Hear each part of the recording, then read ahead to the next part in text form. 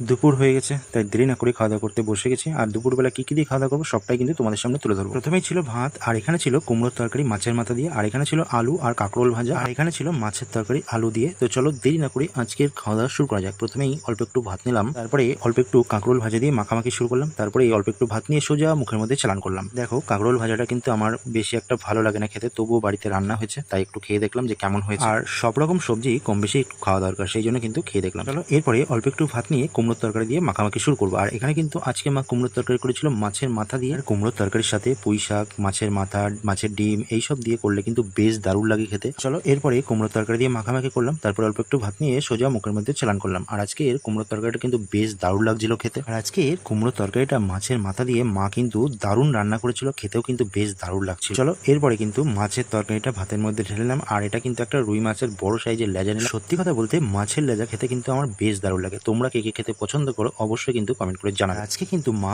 আলু দিয়ে একদম সিম্পল হালকা পাতলা মাছের ঝোল করেছিল, প্রচন্ড গরম বাইরের ওয়েদার। চলো এরপরে তোমাদের একটু মাছটা ভেঙে দেখাই। দেখো মাছটা কিন্তু একদম ফ্রেশ সাদা ধবধবে। তো চলো এবার খেয়ে দিয়ে দেখা যায়। অল্প একটু ভাত নিয়ে সোজা মুখের মধ্যে চালান করলাম। আজকের মাছটা কিন্তু বেশ দারুণ লাগছিল খেতে, আর মাছের তরকারিটাও কিন্তু বেশ দারুণ হয়েছিল। মাছ খেতে কিন্তু বরাবরই আমার বেশ দারুণ লাগে। তোমরা কে কে মাছ পছন্দ করো অবশ্যই কিন্তু কমেন্ট করে জানাবে। আজকে দুপুরের খাওয়া দাওয়ার সমস্তটাই তোমাদের সামনে তুলে ধরলাম। প্রতিদিনই কিন্তু পরপর ভিডিও আসতে থাকবে। আর আজকের ভিডিওটা এই পর্যন্তই। সবাই ভালো থাকবেন, সুস্থ থাকবেন, দেখা হচ্ছে নেক্সট ব্লগে। Thank you.